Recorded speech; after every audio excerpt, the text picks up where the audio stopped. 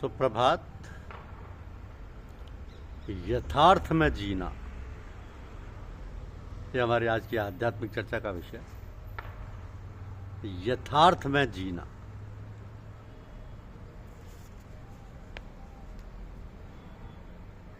कर्म की श्रेष्ठता में चिंतन की उत्कृष्टता आधारभूत मानी गई है। आधार यदि कमजोर हो तो मजबूत लगने वाली संरचना भी देखते देखते धराशायी हो जाती है। इस दृष्टि से जीवन में क्रियाकलाप की महत्ता और उपयोगिता तो है, परंतु उसकी केंद्रीय धुरी में क्रियाशील यथार्थ चिंतन की उपेक्षा नहीं की जा सकती। प्रत्येक मनीषी को इस पर चिंतन का अधिकार होना चाहिए। चिंतन का अच्छा और बुरा प्रभाव ही क्रिया और व्यक्तित्व को प्रभावित करता है। संसार में दो तरह के लोग हैं। पहले शब्दों में कल्पना और दर्शन में जीने वाले, दूसरे यथार्थ में सत्य और तथ्य में जीने वाले।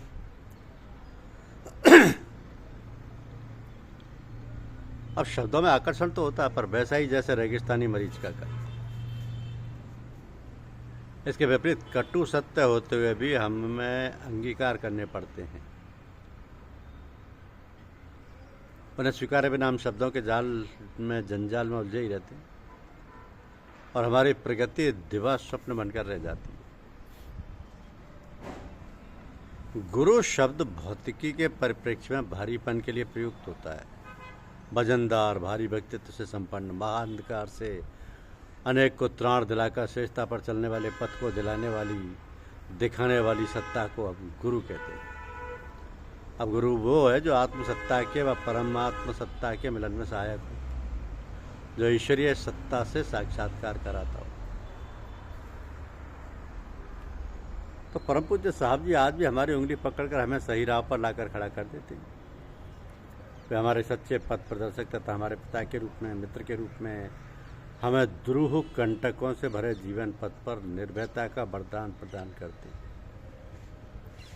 वे आज भी अपनी ज्ञान संपदा और अपनी सारी सामर्थ्य संचित शक्ति को हमें वितरित करते हैं।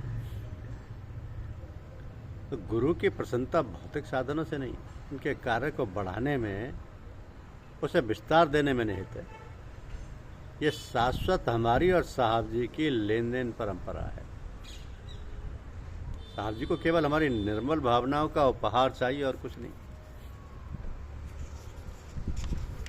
वे बदले में हमारा मनोबल बढ़ाते हैं, आत्मबल को उछाल देते हैं और सामान्य से दिखने वाले दीन साधक से भी असंभव और जटिल पुरुषार्थ करा लेते हैं। तो हम सभी औरों के बलबूते नहीं, बल्कि अपने संकल्प की ताकत से असंख्यों को प्रकाश देने वाले सूर्य की तरह चमकें और संसार से अज्ञान का अंधकार मिटाएं। इससे बढ़कर परम पूज्य साहब जी की और क्या आशीर्वाद हो सकता है। तो सामूहिक सहकारिता के सत्परिणामों के बारे में उन्होंने स्पष्ट आदेश दिया है कि हम मिलजुल कर बड़े से बड़े कार्य को भी संपन्न कर सकते हैं।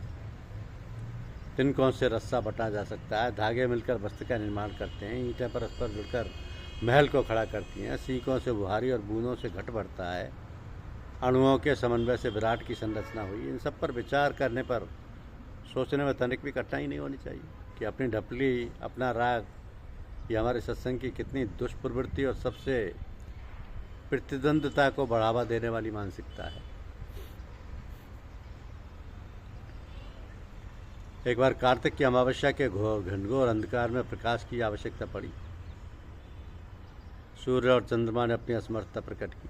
कोई उपाय न देखकर एक दीपक ने जलना आरंभ किया। दूसरे बुझे दीपकों ने सोचा जो एक कर सकता है वो हम भी क्यों ना करें।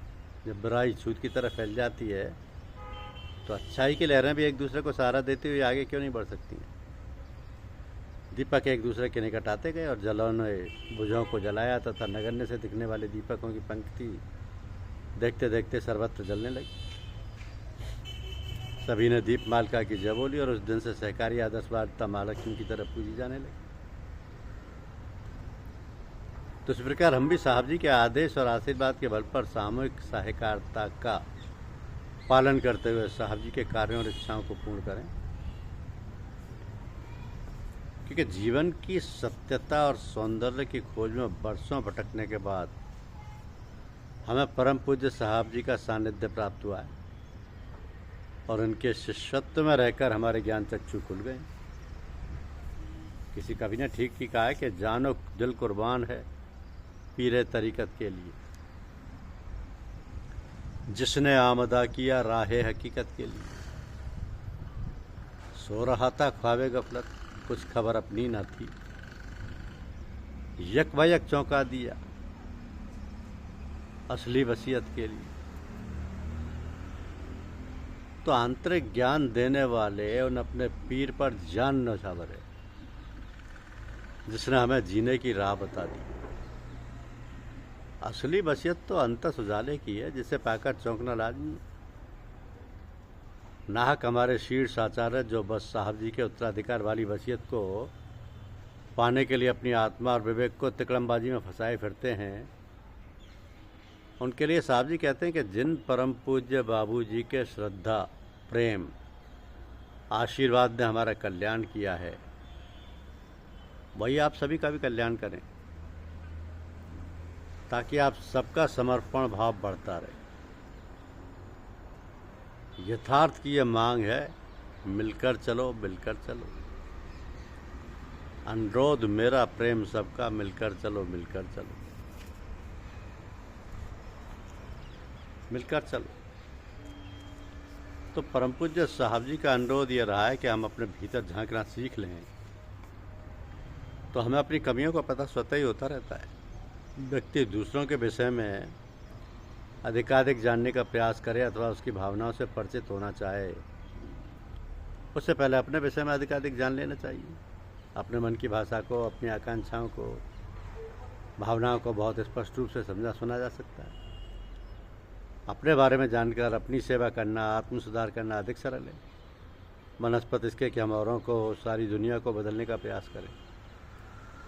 तो जितना हम अपने अंतःकरण का प्रमार्जन और सुधार कर लेंगे, संसार में उतना ही सुधरा हुआ और परिलक्षित होने लगेगा। धन्यवाद। यूट्यूब चैनल को लाइक और सब्सक्राइब अवश्य कीजिए। शुक्रिया।